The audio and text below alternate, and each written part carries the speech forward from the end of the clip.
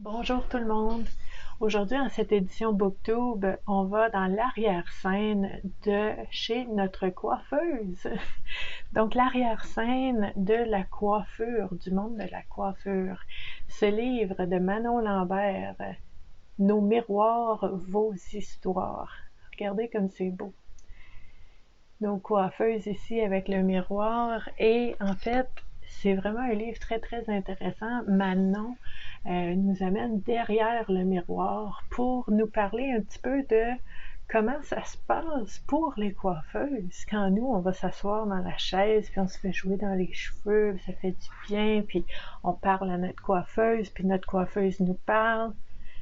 Ben, les coiffeuses voient vraiment plusieurs personnes par jour et à chaque semaine, puis ils en entendent de toutes les couleurs, euh, toutes les saveurs, de toutes les façons possibles et impossibles, sont vraiment collées à l'humain.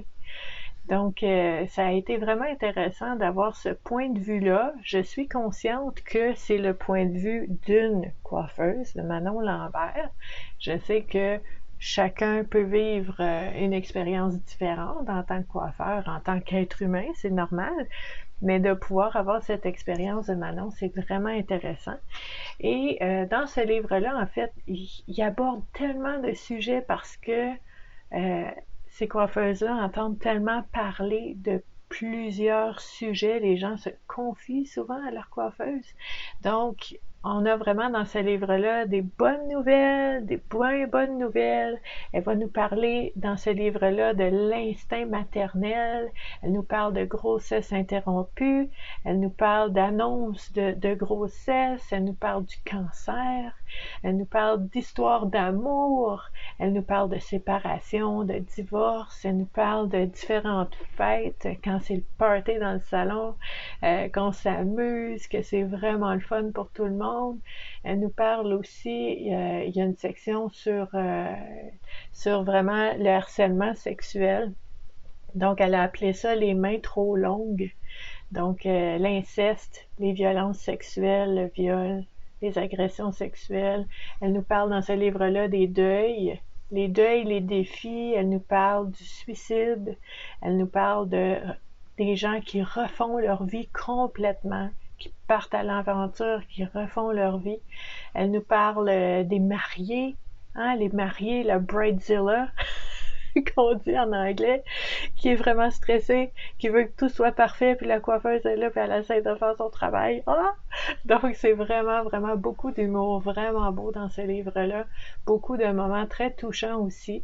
Elle nous parle aussi dans ce livre-là du sexe au troisième âge. Hein? Donc, elle nous parle aussi d'Alzheimer. Et surtout, ce que moi je prends de ce livre-là de Manon Lambert, c'est ce sentiment de vocation.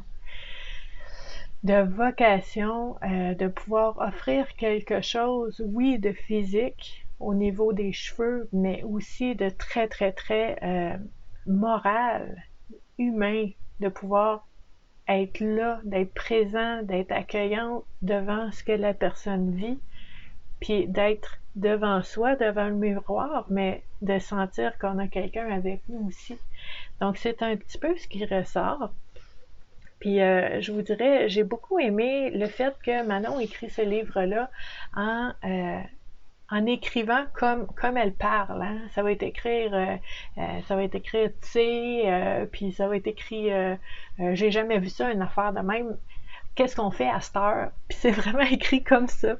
Donc, c'est très, très vrai. Donc, c'est vraiment le fun à lire. Euh, Puis en fait, j'aime aussi le fait que Manon nous parle de certains moments qu'elle-même a vécu parce qu'elle avait son salon elle-même. Bon, dans le livre, c'est Estelle, mais j'imagine que c'est Manon. Peut-être que je me trompe. Elle me le dira. Mais dans ce livre-là, en fait, la personne qui raconte l'histoire s'appelle Estelle et elle a son propre salon de coiffure. Puis en fait, il y a eu un moment où est-ce que c'est vraiment intéressant. Elle disait, moi j'ai besoin j'ai besoin d'espace, j'ai besoin de temps, je suis brûlée, je suis épuisée, j'en ai trop, je sais plus quoi faire. Puis à un moment donné, elle est allée dans une activité de ressourcement, là, de formation pour les coiffeuses, puis elle parlait de tout ce qu'elle faisait.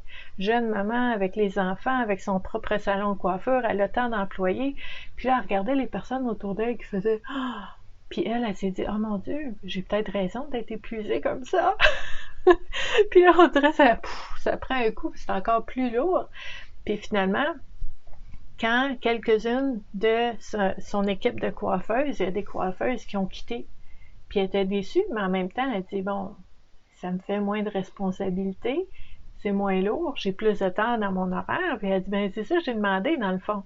Donc il y a un petit élément de attention à ce qu'on demande parce que ça risquerait peut-être d'arriver. Puis là, ben, faut accueillir aussi ce qu'on a demandé. Donc en fait, tout cette aventure de d'être entrepreneur, puis d'avoir son propre salon, puis de se monter une clientèle, puis d'apprendre à connaître les gens, puis de créer un lien avec eux, c'est vraiment beau.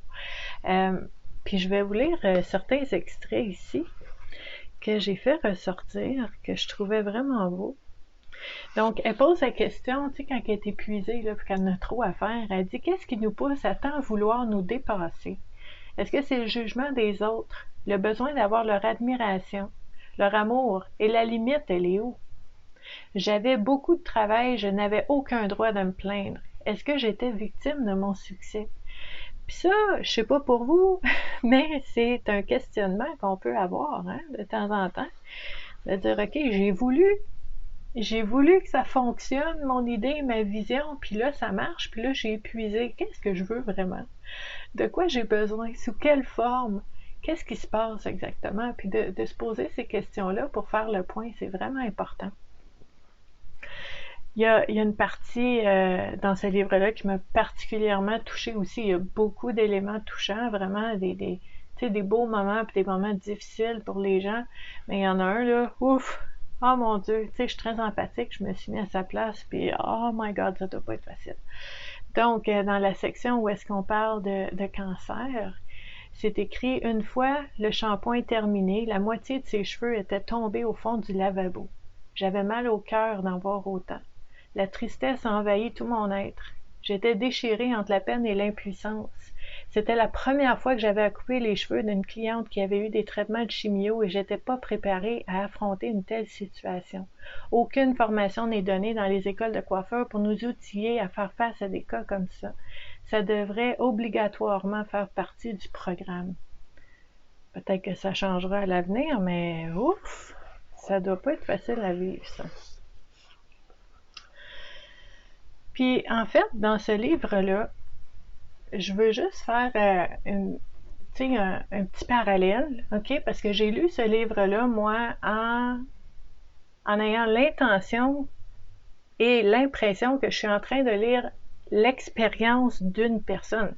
C'est la personne qui a écrit le livre.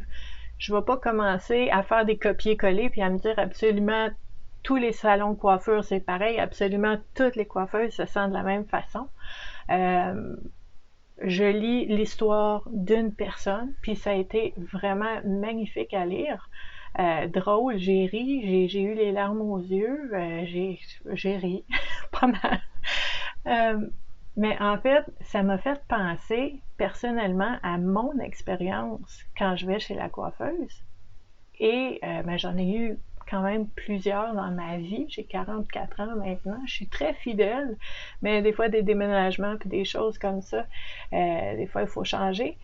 Puis, en fait, dans mon expérience à moi, je me suis jamais vraiment confiée, vraiment, parce que ça donnait pas pour différentes raisons et surtout parce que j'avais pas vraiment, comment je dirais, pas nécessairement l'espace ou le temps parce que les gens en général, incluant les coiffeuses, ont tendance à se confier à moi. Donc moi, j'entends les cancers, les divorces, ma soeur a eu un bébé, j'ai un shower en fin de semaine, ça va pas bien avec mon chum, mais j'entends ça moi de mes coiffeuses.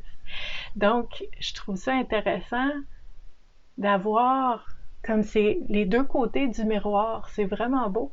Et je crois, je vous dis ça parce que je fais un lien avec cet élément de fait qui est que je crois que les gens, c'est vous, c'est moi, c'est tout le monde, mais que les gens en général ressentent et perçoivent à qui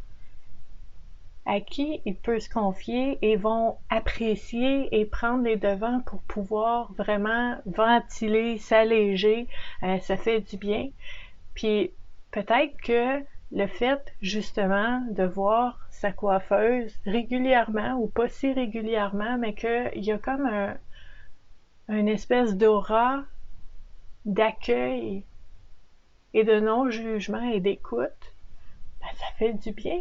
On a besoin de ça. Donc, je pense que ça fait partie de pourquoi il y a vraiment cet élément-là qu'on va retrouver dans des salons de coiffeurs. Puis là, je veux vous lire un petit bout où est-ce que Manon écrit, elle parle de vocation, la vocation d'être coiffeuse, puis Manon, pour elle, hein, encore là, c'est elle qui l'écrit, c'est tout le monde a le droit à sa propre expérience, mais elle nous dit que artiste capillaire, thérapeute, coloriste, c'est tous des termes que pour elle, là, c'est n'importe quoi, elle veut pas ça. Elle est coiffeuse. Puis c'est assez, c'est en masse et c'est beaucoup. Puis elle demande vraiment le respect de ce métier-là, qui est un métier, en fait, qui est beaucoup plus de couper des cheveux puis faire des belles têtes. Donc, elle nous parle de vocation ici. Elle écrit, puis là, elle nous parle à nous, elle parle au lecteur. Elle dit « J'entends ce que tu dis. T'es qui, toi, pour donner des conseils aux gens? Sache que je lis tout ce qui a un lien avec la croissance personnelle. J'écoute les professionnels qui passent sur ma chaise et je pose beaucoup, mais beaucoup de questions. Mon plan de vie est certainement d'aider les gens, peu importe la manière. Si j'ai réussi à aider quelques personnes tout en prenant soin de leur tête, j'en suis ravie. » Donc, ça fait partie de son identité, ça fait partie de ce qu'elle aime dans son travail. Le fait d'écouter et d'accompagner les gens. Puis ça, je fais une petite parenthèse parce que c'est plus fort que moi, il faut que j'en parle. C'est exactement ce qu'on recherche. C'est exactement la personne type qu'on recherche dans le réseau éclaireur. Le réseau éclaireur dont je fais partie, dont je suis la formatrice et dont je suis la personne qui soutient les éclaireurs, c'est de former des personnes qui ont accès à plein d'autres personnes qui passent dans leur bureau, dans leur vie, dans leur chaise de coiffure et de savoir comment les écouter sans jugement, sans donner de conseils, sans dire quoi faire, mais en écoutant, en aidant à ventiler, en aidant la personne à percevoir ses propres solutions, en l'accompagnant là-dedans, en la référant à un organisme si jamais elle en a besoin. Puis, écoute, si on pouvait avoir des coiffeuses, ça serait tellement merveilleux. Donc, ce livre-là, moi, vraiment, c'est des éclaireurs parfaites. J'avais ça dans la tête tout le temps, puis je me disais, oh mon Dieu, toutes ces situations-là, tout ce qu'ils peuvent entendre, tout ce qu'ils peuvent voir, si ces personnes-là pouvaient être des éclaireurs. Puis c'est partout au Québec, le réseau éclaireur. Donc je me dis, il y a un lien à faire. Puis je veux pas j'enlève pas du tout du booktube, là. Ce livre-là, si vous voulez savoir comment ça se passe, au salon de coiffure, entre les coiffeuses, avec eux autres, qu'est-ce qu'elles peuvent vivre, qu'est-ce qu'elles peuvent entendre, expérimenter, voir. C'est magnifique. Mais je fais ce lien-là avec le réseau éclaireur parce que on n'est pas toute seule. Chacun de nous n'est pas seul, mais chacun de nous qui accompagne quelqu'un, qui reçoit les confidences de quelqu'un, on n'est pas tout seul non plus. On peut s'entraider, on peut s'aider nous-mêmes, on peut demander de l'aide à quelqu'un d'autre et on peut s'entraider pour aider les autres. C'est magnifique. Donc, si jamais ça vous intéresse d'avoir ce livre-là, je vais vous mettre le lien en dessous de la vidéo. Si ça vous intéresse d'en savoir un petit peu plus sur le réseau éclaireur, je vous mets le lien aussi en dessous de la vidéo. Et je vais vous mettre tous les liens pour pouvoir vous joindre à la discussion, tout ce qui comporte des éléments de bien-être et de santé mentale. C'est ce qu'on fait dans la communauté Vivre à coup de cœur. Donc, je vais vous mettre tous les liens où est-ce que vous pouvez nous joindre à nous pour échanger sur ces sujets-là, avoir des outils, des exercices, des réflexions, des informations sur le bien-être et la santé mentale. Donc, je vous remercie beaucoup d'avoir été là et je vous dis à la prochaine.